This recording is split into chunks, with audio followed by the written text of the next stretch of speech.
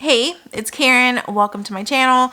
Today I want to touch on canine pancreatitis. Max, get out of that treat bag. So my doggie Cece has canine pancreatitis. Cece is a rat terrier mix. She is 17 pounds and she's 12 years old. We found out she had pancreatitis about a year ago. If you're new here, I adopted her from my boyfriend's parents. They moved and needed someone to foster her. Max is in the treat bag. They needed someone to foster her because they moved to a smaller living space. They had to move for a job, relocation, and they have a ton of animals. And so I offered to foster Cece because she's babe, right? Excuse the background. I had to use my bedroom. My bed is a mess. Nothing's ever clean in my house. I have 3 dogs. It's a lot. But yeah, I wanted to do the living room, but my boyfriend's up front. He's in a meeting. We're both working at home, and it's just, you know, the living room is nice because the fireplace makes it look like I'm organized, but I'm not. So yeah, I wanted to share some of the things I am doing to assist Cece, who moved away, with her pancreatitis. You don't even want these. Oh. We'll see. I'll give you half one, Max. You don't need one. Now that she's enjoying her treat, I'll tell you a little bit about pancreatitis. So pancreatitis is the inflammation of the pancreas. And the pancreas produces enzymes and helps your body break down sugar.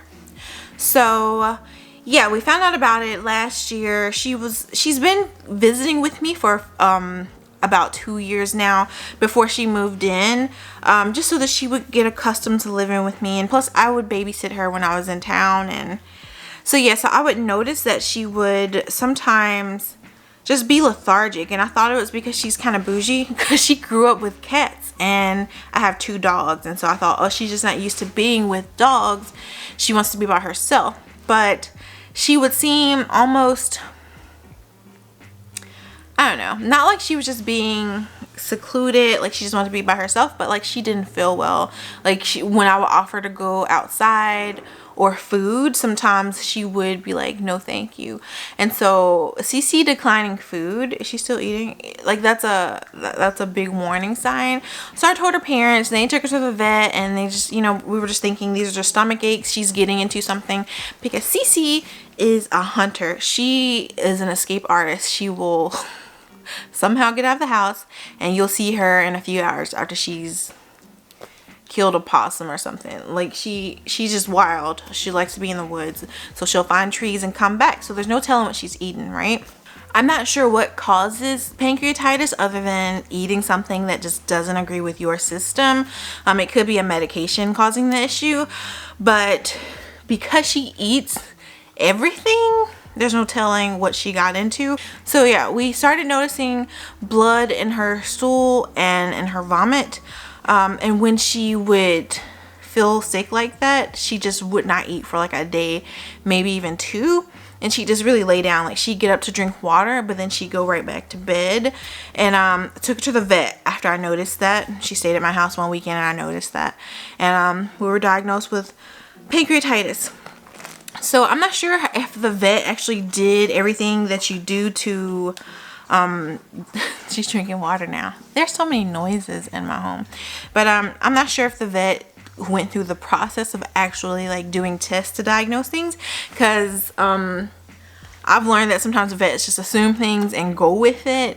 But you can have your vet do CLP. It is a SNAP CPL test, and so it looks like a pregnancy test, and they just go from there with whatever the diagnosis is. Yeah, so as I mentioned, symptoms of canine pancreatitis, or if you notice your dog is lethargic, if you see blood in their stool or their pee or vomit. Also, if you notice that their stool is a bit more watery or it's loose, that's a sign that something's going on with their stomach or some other organ that deals with breaking down food. As far as treatment, we were fortunate enough that it's not so bad that we can't control it at home. Some doctors do a water IV for up to 48 hours just to make sure that you're hydrated, the dog is hydrated, because dogs will stop eating. Like, what are you doing? Like I mentioned, she'll stop eating if she's not feeling great, and some dogs will stop drinking water, but thankfully Cece never got to that point. And so we cleaned up her diet a lot. She's on a special food. She's on the ID diet. Heal's prescription diet. The ID, it is the low-fat digestive care. This is the wet food. This is the can. And she prefers this over the dry food. We do have the dry food, but I just refilled her food container, so I don't have the bag that it came in. The food is now in the container. She also uses a medication for if she's gotten into something, like if somebody left chicken bones or something on the ground outside. By the way, don't do that. I know a lot of people will leave bones from their food outside thinking, oh, this will be good for a stray or some animal will eat it. It's not good for dogs to eat bones like that. They could puncture something. But anyway, if she gets into something like that, or now she started scouting for food in the kitchen. My dog Roxy, who has a collapsing trachea, she'll just go first thing in the morning. She goes into the kitchen and looks for food on the floor, and I've noticed Cece is getting desperate and has started doing that. So really it's just cleaning up the diet, making sure she's hydrated. You can order special snacks and food for her. I also give her the prescription diet. These are the low-fat treats. I'm looking for the specific name.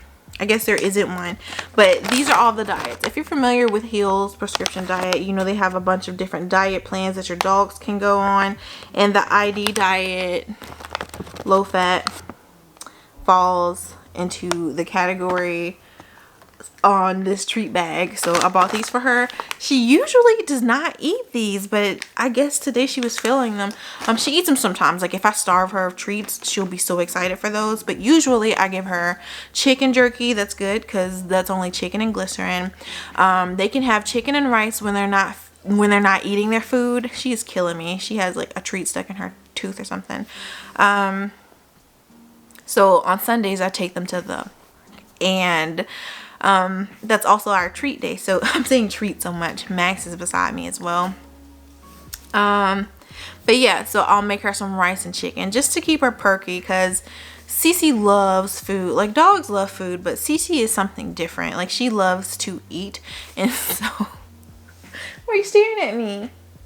So, you know, I just want to keep her happy. When she is feeling sick, because sometimes she does get into things, I give her this medicine called Serenia, and she's good as new the next day. She has not gotten sick in a while. Actually, she got sick a few days ago.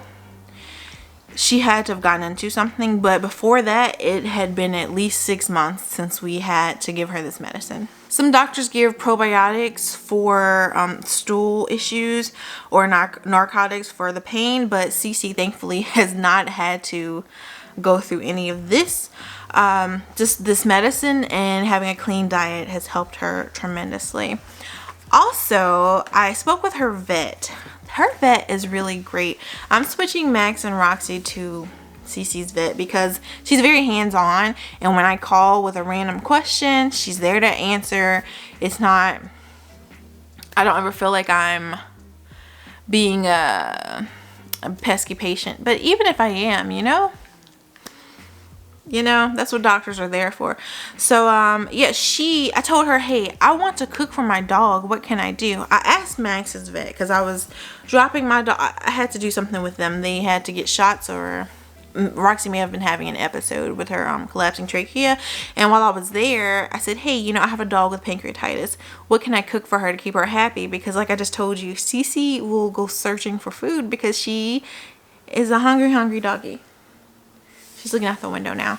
But that doctor said, well, I mean, you want to just keep her on the food she's on now because you don't want to get to a point where she's on table food and you can't support to keep buying her fresh groceries. I didn't like that response because you don't know my income, and I didn't ask you all that. I asked you, is it possible? Like, what can I do to cook for my dog with pancreatitis? So to me, she just didn't really want to help. So I asked Cece's doctor, and immediately she was like, yes, here's a website. I'm happy that you're, you know, being involved in your dog's life that way, that you're trying to keep her happy. You're not just being like, well, this is the card we've been dealt, and I'm just going to stick her to this. Like, you just want to keep her, you know, you want to keep your dog's spirits up, especially when they're feeling down sometimes because of a disorder they have. She said she had a cookbook, but somebody had stolen it from the vet. So she gave me this website called balanceit.com. You do have to have a vet's permission to have access to the recipes from that website. I just went through that all of last week because Cece had her annual appointment, and we got all that set up, and I'm so excited. So I've been doing what are you doing, Max? I've been doing my own just what I eat in a day videos, and I want to start meal prepping on this channel as well, but there's just so many changes going on, and to film them all, I'm just trying to get in the habit, you know, before I start filming and everything. But I am starting this weekend. I'm going to start cooking for the dogs based on that recipe list that I received from balanceit.com. Like I told you, we go to the park. Oh, she didn't react. We go to the you know, the place every Sunday, and so, you know, I like to cook for them after that. So I'm excited to do that with these recipes so that we don't just have to stick to chicken and rice. And for those who are here because I am an animal rights activist, I feel extremely strange and sad about cooking meats for my dogs, but dogs are not vegan. Dogs are not meant to be vegan. I'm not going to put my dogs on a vegan diet. And that's that. I wish Memphis Meats would take off so that no one was getting hurt in the process. But even her foods that she eat, the hard food, the bagged dog food, has meat in it. So yeah, it's just one of those necessary evils. I don't even like saying that because factory farming fucking sucks, but I don't know what else to do. And I have dogs, and I've had these dogs my entire life. Like, Max is 12. Hey, Max. And Roxy is 9, and Cece's 12 as well. And I'm not going to switch up their diet, especially because she has a pancreatitis and they're older. But yeah, I am excited to do these recipes to just keep her excited and, you know, like, keep life happy for the dogs. They get really excited when we have treat days. So yeah, pancreatitis, it sounds scary, but it's not as scary as it sounds, especially when you follow doctor's orders and you know, you just clean up your diet. I think that's most disorders. A clean diet will get you there. So that's what I do to help Cece with her pancreatitis. I hope this video helps you if you're dealing with canine pancreatitis. If it has, give me a thumbs up and let me know in the comments if you have an animal with pancreatitis and what type of animal it is and all of the steps you're taking to help your animal manage this disorder. Thanks so much for watching. Subscribe if you haven't, and enjoy the rest of your day.